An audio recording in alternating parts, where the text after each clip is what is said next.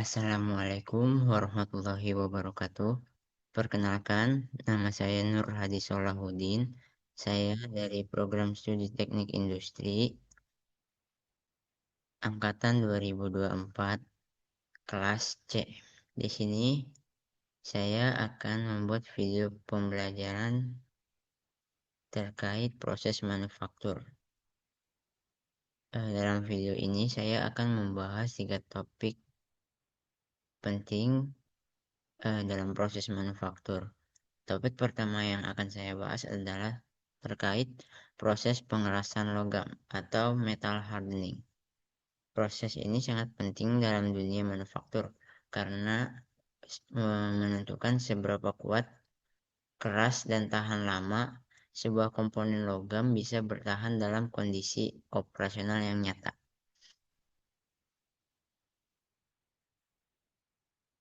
Nah, di sini ada definisi dan konsep dasar pengerasan logam. Menurut Groover dalam buku Fundamental of Modern Manufacturing, pengerasan logam adalah serangkaian proses perlakuan panas atau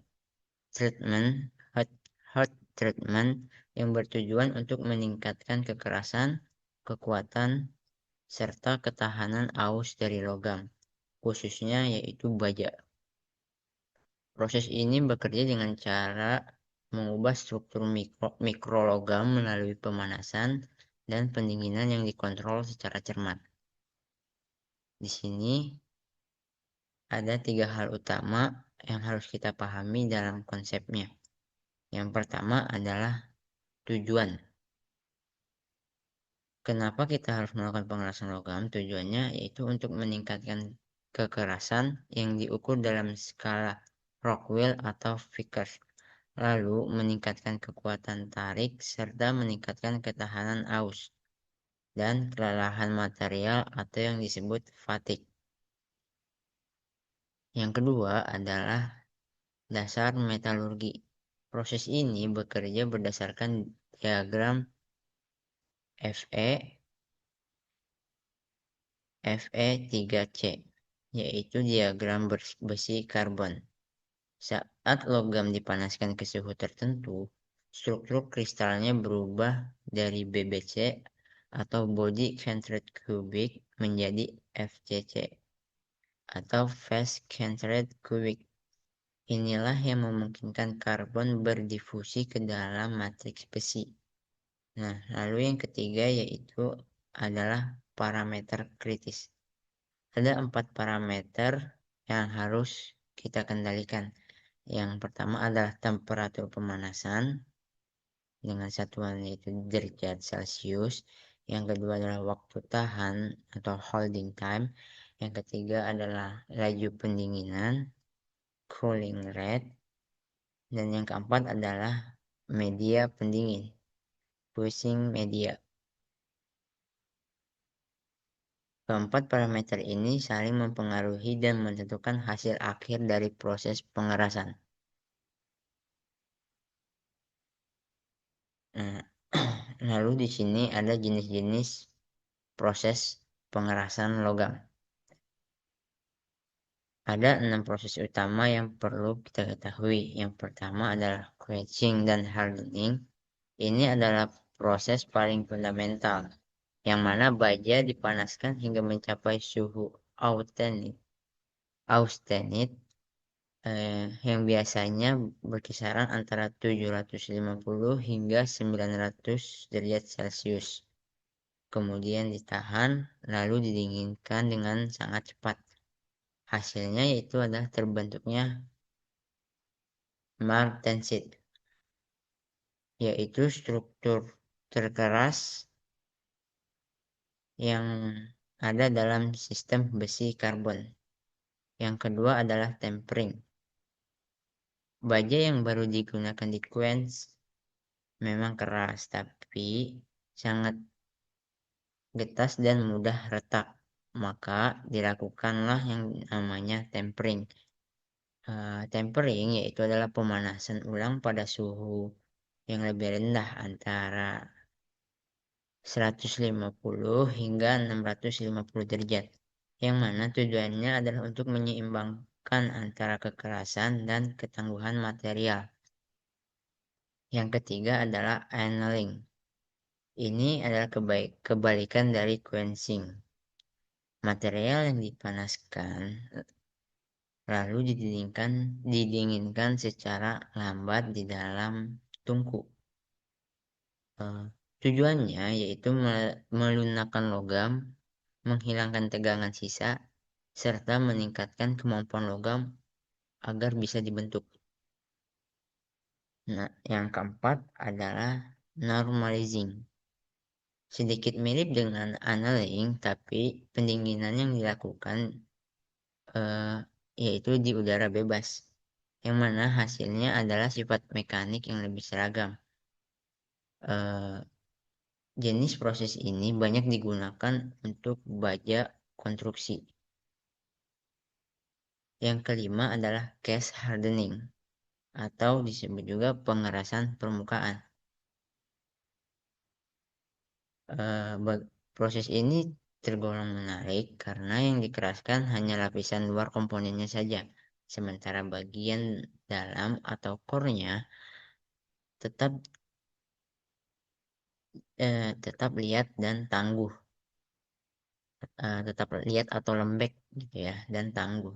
Metode yang digunakan yaitu antara lain carburizing, nitriding,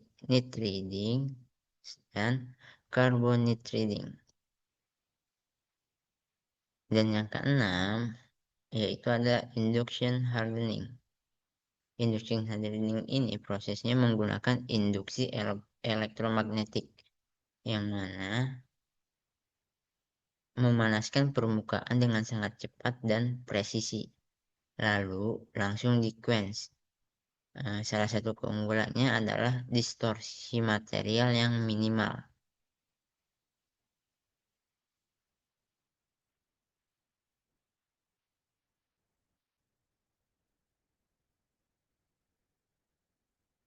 Nah, selanjutnya yaitu adalah tahapan proses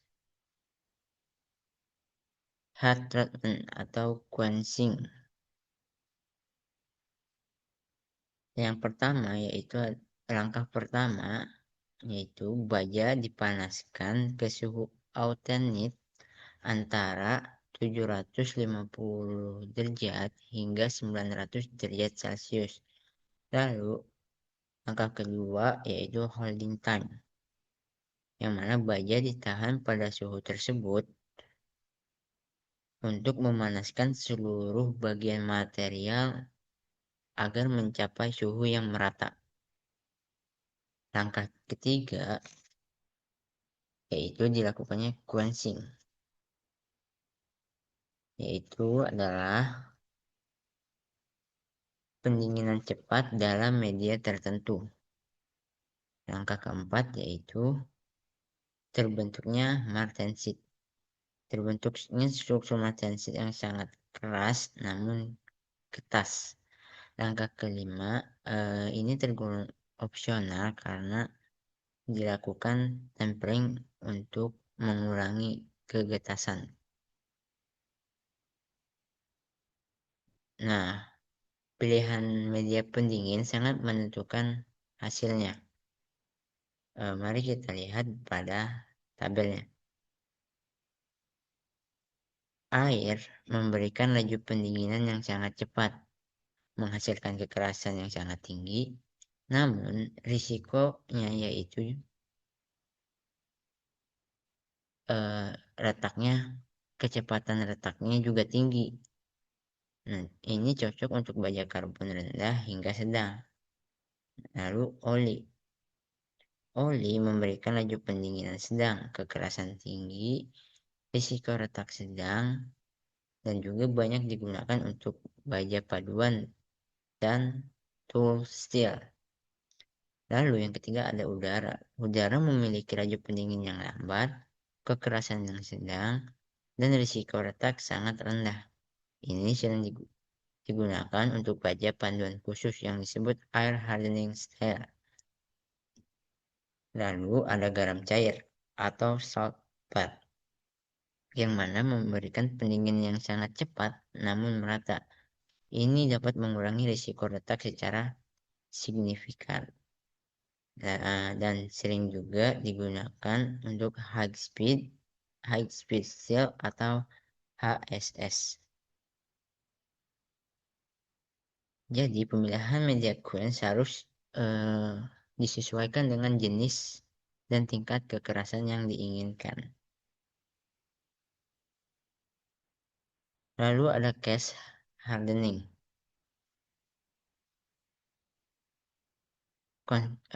Dalam case hardening atau pengerasan permukaan, konsep dasarnya kita ingin permukaan komponen keras dan tahan aus, tapi bagian intinya tetap liat atau tidak mengeras gitu supaya bisa menyerap beban impact tanpa retak. Lapisan keras di permukaan disebut dengan case, yang mana dengan tebal antara 0,1 hingga 2 mm, tergantung metode yang digunakan. Kekerasan lapisan case bisa mencapai 55 hingga 65 HRC, sementara bagian core atau inti dijaga pada 25 hingga 40 HRC. Ada 4 metode utama dalam case hardening. Pertama, carburizing, yang mana baja karbon rendah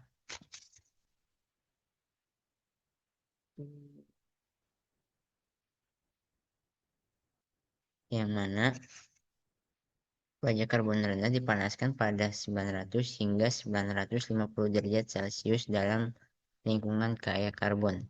Bisa berupa gas, padat, atau cairan. Karbon berdiskusi masuk ke permukaan membentuk lapisan keras sedalam 0,5 hingga 2 mm. Kedua, nitrogen. Nitrogen didifusikan ke permukaan pada suhu yang lebih rendah, antara 500 hingga 600 derajat Celcius. Yang ketiga adalah carbonitriding.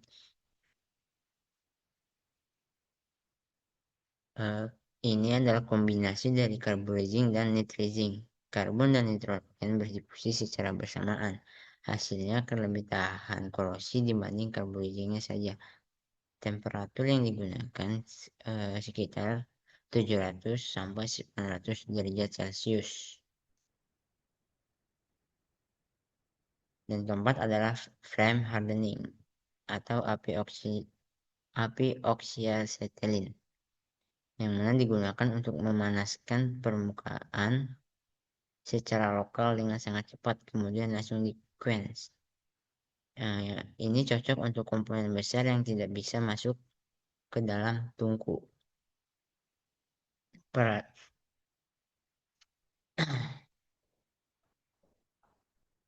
Seperti proses manufaktur lainnya, pengerasan logam memiliki kelebihan dan kekurangan yang perlu dipertimbangkan. Salah satu kelebihannya yaitu meningkatkan umur pakai komponen secara signifikan, dapat dikontrol secara presisi seperti suhu, waktu, media, dan lain-lain. Berlaku untuk berbagai jenis logam dan panduan. Case hardening dapat mempertangguh ketangguhan inti, meningkatkan ketahanan terhadap fatigue dan aus, dan yang lain-lain.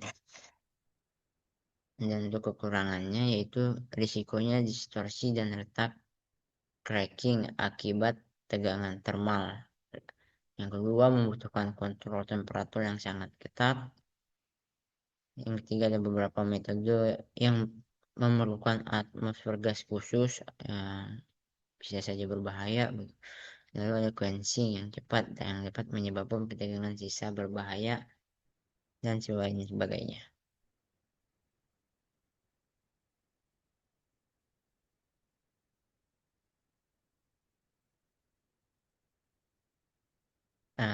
Lalu di sini ada contoh aplikasi dan skala kekerasannya.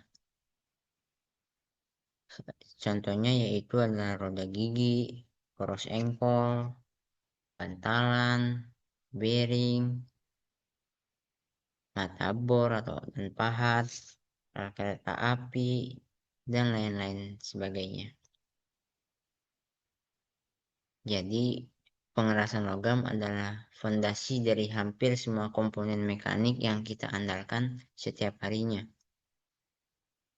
Skala kekerasan yang digunakan yaitu ROXI untuk komponen keras, Vickers untuk pengukuran presisi, dan Brinell untuk material yang lebih lunak.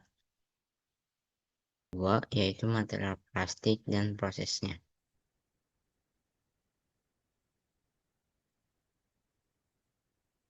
Dalam topik ini,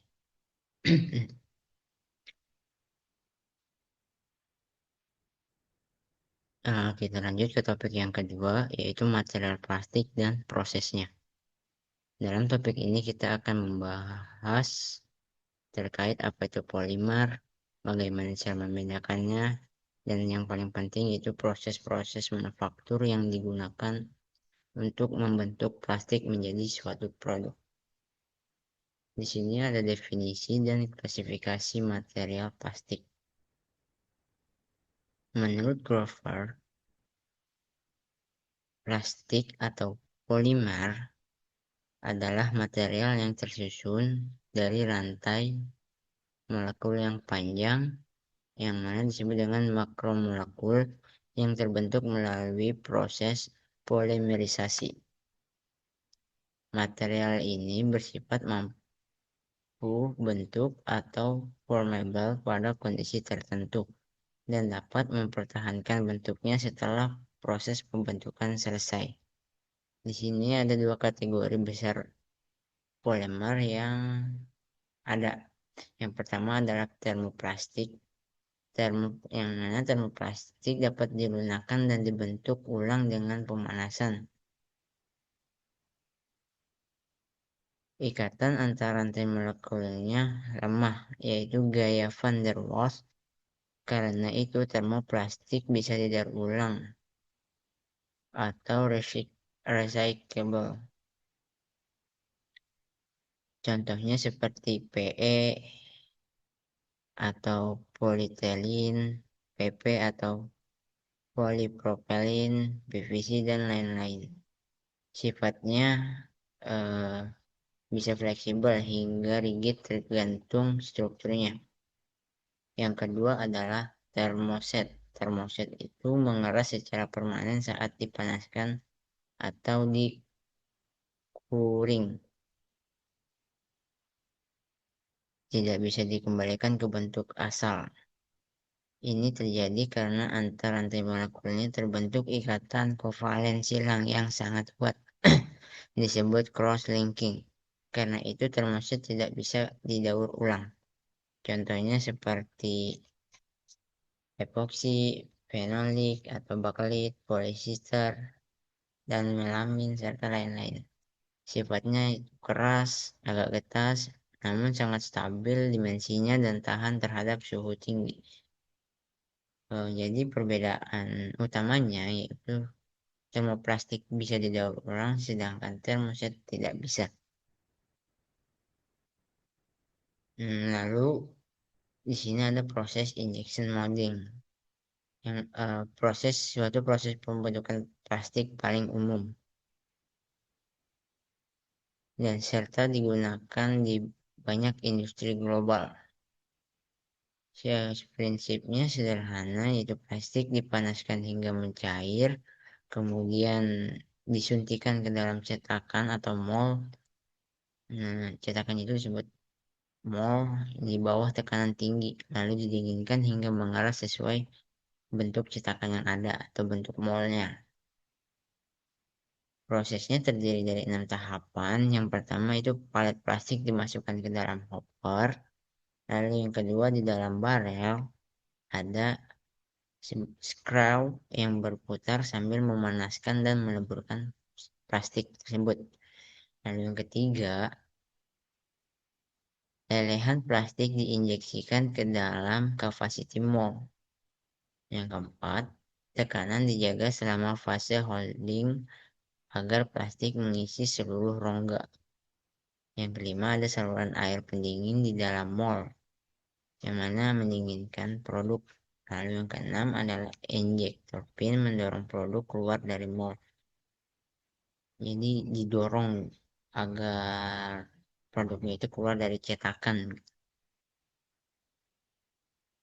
Untuk parameter kritisnya, suhu injeksi antara 180 hingga 300 derajat, ya, tergantung material yang digunakan. Untuk tekanannya itu berkisaran antara 70 hingga 200 megapascal. Untuk waktu siklusnya yaitu 10 hingga 60 detik. Dan untuk clamping force-nya itu berkisaran antara 50 hingga 5.000 ton. Untuk untuk komponen utama mesin yaitu hopper, barrel dengan reciprocating screw, lalu ada mold dengan capacity core, runner gate, serta sistem injeksi dan pendinginan. Injeksi molding hampir digunakan di setiap produk kita sehari-hari seperti bodi motor, tutup botol, gitu kan, botol minuman, casing handphone dan lain-lain. Nah, lalu di sini ada proses ekstruksi dan blow molding. Pada ekstruksi, plastik dipaksa melewati die, yaitu nozzle berbentuk tertentu secara kontinu hingga menghasilkan produk dengan profil panjang yang seragam.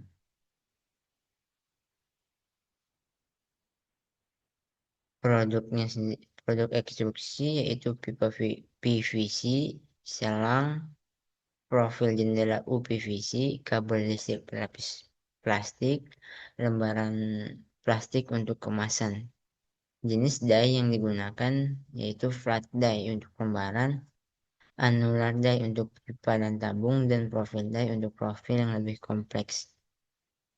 Keunggulannya itu prosesnya kontinu sehingga produktivitasnya sangat tinggi, biaya per unitnya rendah, dan toleransi dimensi yang cukup baik. Lalu untuk blow molding ini biasanya digunakan untuk produk-produk berongga seperti botol. Prosesnya yaitu sebuah tabung plastik panas yang disebut paration ditempatkan di dalam mold atau cetakan, kemudian udara ditiupkan ke dalam paration tersebut yang mana menyebabkan plastik mengembang dan mengisi rongga mold atau rongga cetakan. Ada 3 jenis blow molding yaitu extrusion blow molding, injection blow molding, dan stretch blow molding. Yang terakhir ini digunakan untuk botol PET air mineral karena menghasilkan dinding yang sangat tipis dan kuat. Material yang digunakan itu PE, PE, PP, PET, dan PVC. Contoh produknya itu botol minuman, botol kosmetik, Kligen, dan lain-lain. Lanjut lagi ke proses lainnya seperti thermoforming, compression, dan transfer molding.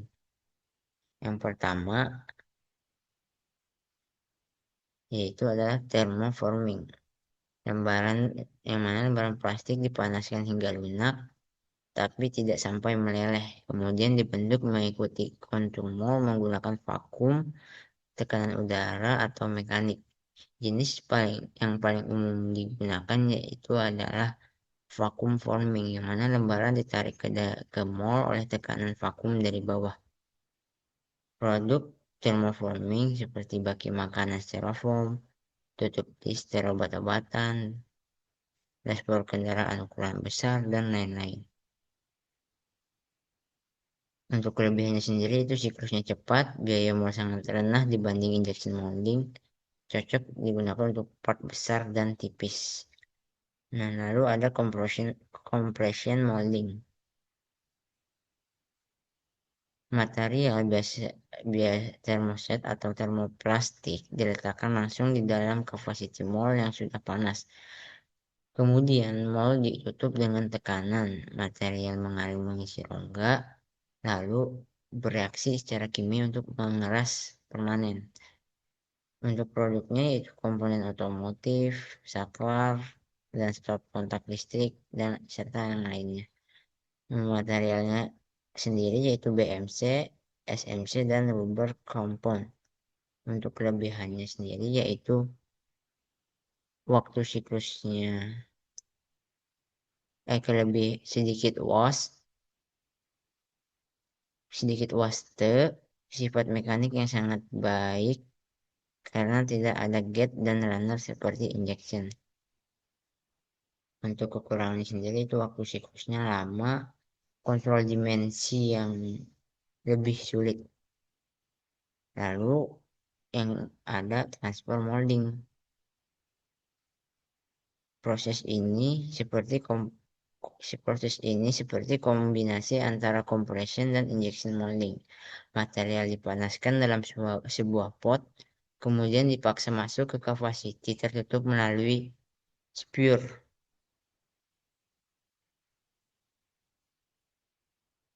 Lebih presisi dari compression molding, sangat baik untuk insert molding, yaitu mengurung atau encapsulating komponen logam dalam plastik. Untuk produknya sendiri seperti packaging komponen IC elektronik, sel card presisi tinggi, komponen kelistrikan.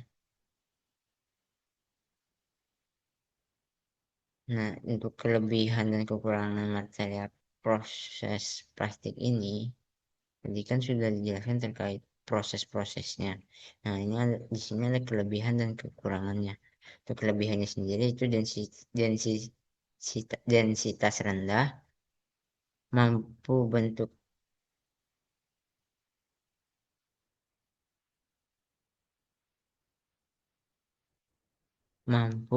sangat baik, lalu tahap korosi dan bahan kimia, isolator listrik dan termal yang baik, siklus produk cepat, dan lain-lain. Untuk kekurangannya juga tentu ada, yang mana kekuatan dan modulus elektrisitasnya jauh di bawah logam, suhu operasinya terbatas, dan juga plastik mengalami creep, yaitu deformasi lambat di bawah beban jangka panjang. Ya, jadi kita perlu memilih material plastik dengan bijak sesuai dengan kebutuhan aplikasinya. Di sini adalah contoh material plastik untuk PE atau polyethylene adalah yang paling dasar, lunak, ringan, tahan kimia, diproses dengan blow molding dan ekstruksi. Produknya seperti kantong plastik, pipa air, dan botol.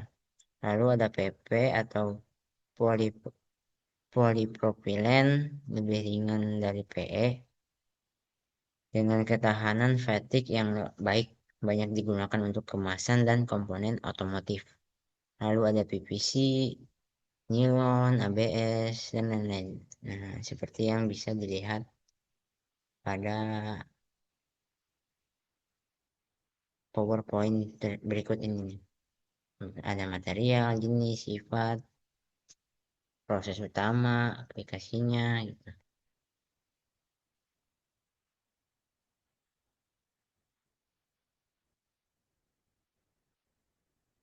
Nah, begitulah eh, terkait materi plastik dan proses-prosesnya.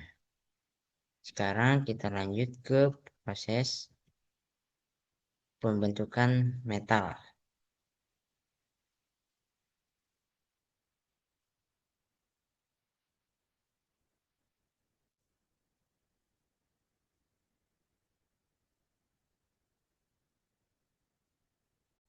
Nah, kita lanjut ke topik selanjutnya, yaitu topik ketiga tentang proses pembentukan metal atau metal forming.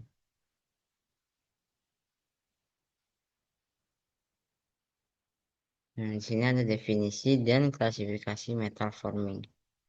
Menurut Groover dalam bukunya itu Fundamental of Modern Manufacturing, metal forming adalah sekelompok proses manufaktur di mana bentuk benda kerja diubah melalui deformasi plastis, yang mana tanpa menambah atau membuang suatu material.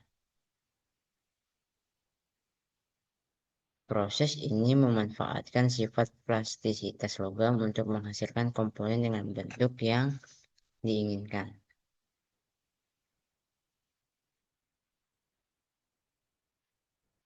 Ada dua kategori besar dalam metal forming. Yang pertama adalah bulk deformation.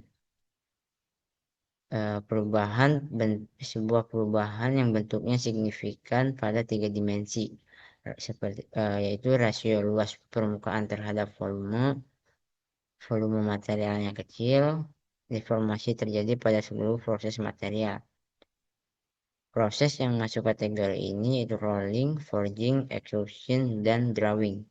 Biasanya dikerjakan panas atau hot working untuk material yang memerlukan deformasi besar. Yang kedua adalah sheet metal working, yang mana di sini kita bekerja pada lembaran logam tipis, umumnya kurang dari 6 mm. Perubahan bentuknya dominan pada 2 dimensi, panjang dan lebar, sementara tebalnya relatif dan tidak berubah banyak. Untuk proses yang masuk pada kategori ini yaitu ada bending, drawing, sharing, dan stamping.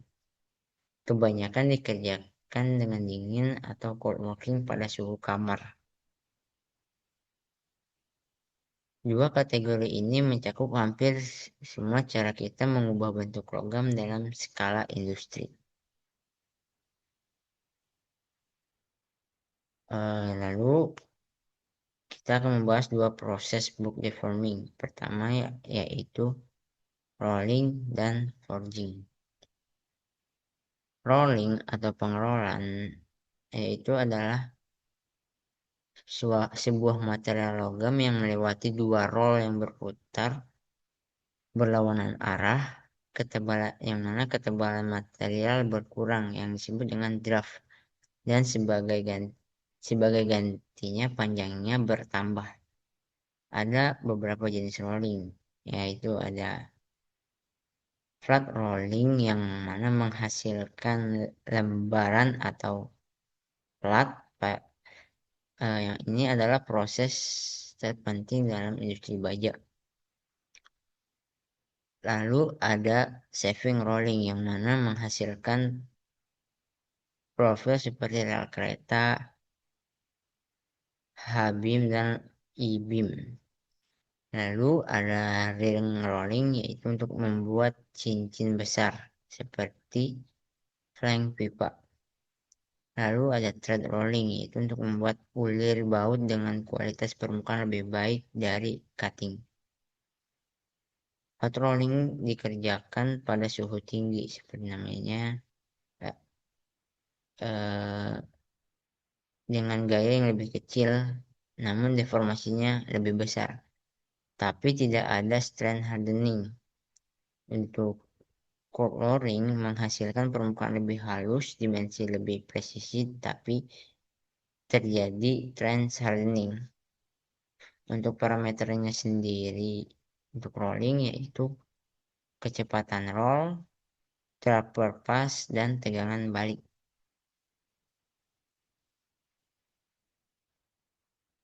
Untuk produknya sendiri untuk seperti yang tadi itu lembar baja, rel kereta ya, dan lain-lain.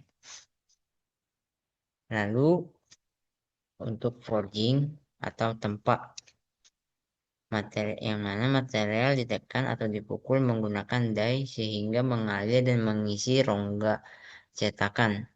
Ini adalah salah satu proses manufaktur tertua yang seperti pandai besi menggunakan palu dan landasan adalah forging manual. Jenisnya yaitu open die forging antara dua die datar untuk bentuk sederhana, closed die atau impression die forging di mana material mengisi rongga die yang presisi, dan precision forging untuk toleransi yang sangat ketat. Keunggulan terbesar forging yaitu adalah grind flow atau aliran serat material mengikuti bentuk produk yang mana menghasilkan sifat mekanik, terutama kekuatan fatigue yang jauh lebih baik dibanding casting atau machining. Produknya sendiri yaitu crash shaft, connecting rod, roda gigi, komponen landing gear pesawat terbang. Lalu di sini ada bulk deformation, yaitu proses ekstraksi dan drawing.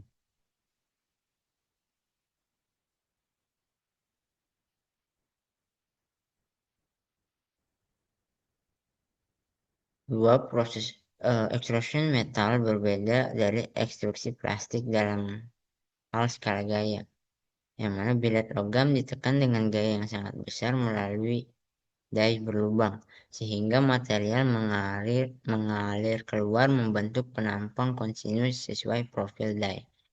Ada dua jenis utama extrusion atau metal. Yang pertama direct atau forward extrusion, yaitu billet ditekan ke arah yang sama dengan aliran material. Lalu ada yang backward extrusion atau indirect, yang mana dia bergerak ke arah billet lalu membutuhkan gaya lebih kecil karena tidak ada gesekan antara billet dan kontainer. Untuk hot extrusion biasanya dilakukan pada aluminium di suhu 350 hingga 500 derajat dan baja di atas 1200 derajat. Untuk parameter pentingnya adalah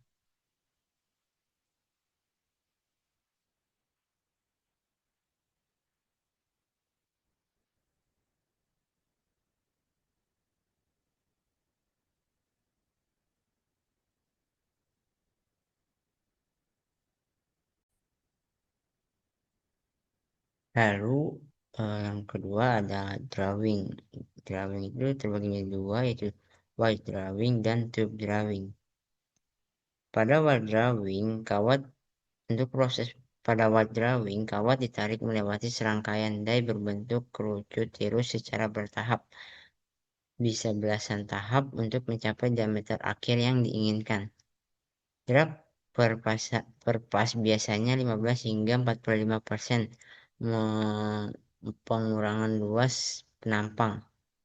Lalu pelumas digunakan untuk mengurangi gesekan dan mencegah keausan die. Untuk cold drawing menyebabkan strand hardening hingga kawat baja yang tadinya lunak menjadi jauh lebih kuat setelah proses drawing. Ini sangat penting untuk kawat piano, kawat struktural, dan kawat baja prategang. Untuk tab drawing itu menggunakan kombinasi die dan model untuk mengurangi diameter dan tabel dinding secara bersamaan. Produknya sendiri seperti kawat listrik, kawat las, nail wire, pipa presisi, dan lain-lain.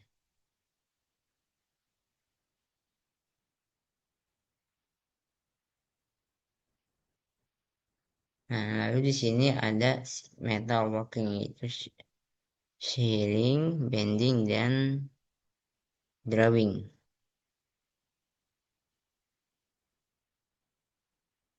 Yang pertama adalah shearing atau pemotongan, yang mana prosesnya itu lembaran logam dipotong menggunakan patch dan die yang menggeser material hingga patah sepanjang garis potongan.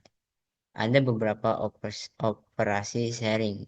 Yang pertama adalah blanking, yaitu memotong potongan bermanfaat dari strip, yang mana bagian yang dipotong adalah produknya. Lalu ada patching, yang mana membuat lubang. Bagian yang dipotong adalah scrap, lubangnya yang diinginkan. Lalu nutting dan styling untuk pemotongan tepi dan memanjang.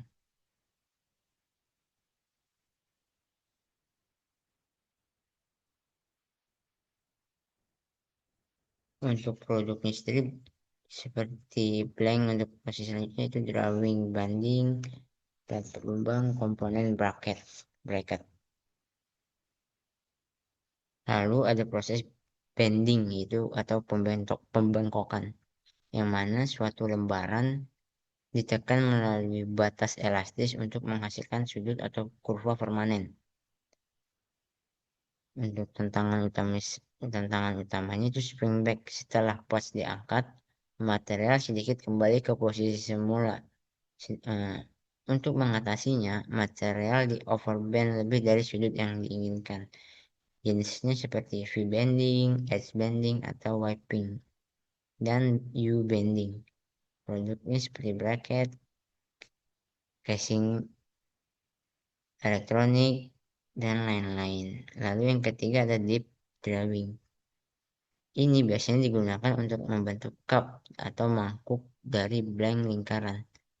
Patch menekan blank ke dalam die capacity cylinder, lalu blank holder dikelilingi blank mencegah kerutan atau yang disebut wrinkling. Untuk produknya sendiri seperti kaleng minuman aluminium, bodi tabung gas LPG, mangkuk stainless steel, casing aki kendaraan, dan lain-lain. Nah, lalu ada hot working versus cold working. Ini perbandingannya ya. Hot working itu dikerjakan dengan suhu rektialisasi material atau suhu yang yaitu untuk baja di atas sekitar 900 derajat Celcius.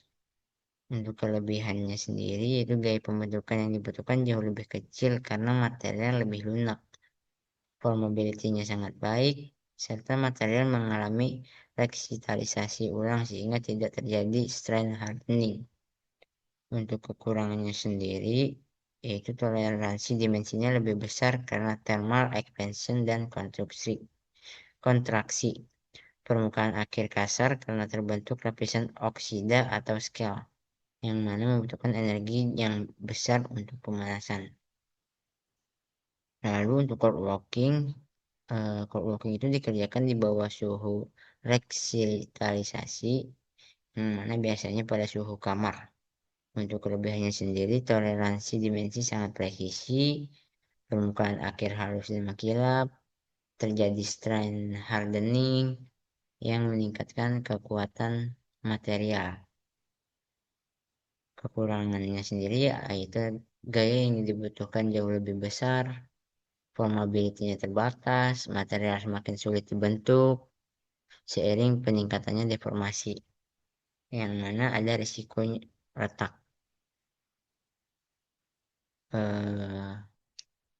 Dalam prakteknya sendiri itu sering dilakukan kombinasi yaitu hot working untuk deformasi besar di awal, kemudian cold working untuk finishing di dimensi dan permukaan. Untuk contohnya sendiri itu seperti billet baja di hot roll menjadi batang besar, kemudian di cold draw menjadi kawat dengan diameter presisi.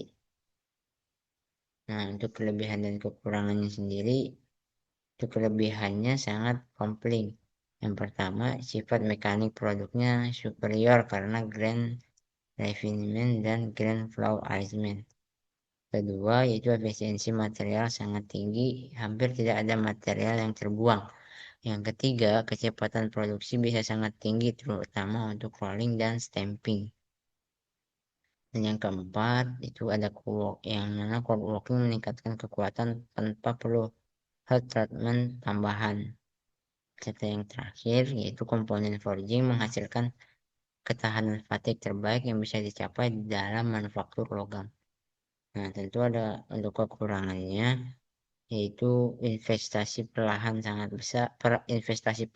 sangat besar, rolling mill dan forging press berharga mahal gitu kan. Hard workingnya sendiri membutuhkan energi yang besar, lalu geometri yang sangat kompleks, mungkin tidak bisa dicapai dengan forming saja dan perlu dikombinasikan dengan machining. Terlepas dari kekurangannya, metal forming tetap menjadi tulang punggung industri manufaktur logam global karena produktivitas dan kualitas mekanisnya yang unggul. Nah, sekian dari saya terkait tiga topik tadi. Kurang dan lebihnya mohon maaf. Assalamualaikum warahmatullahi wabarakatuh.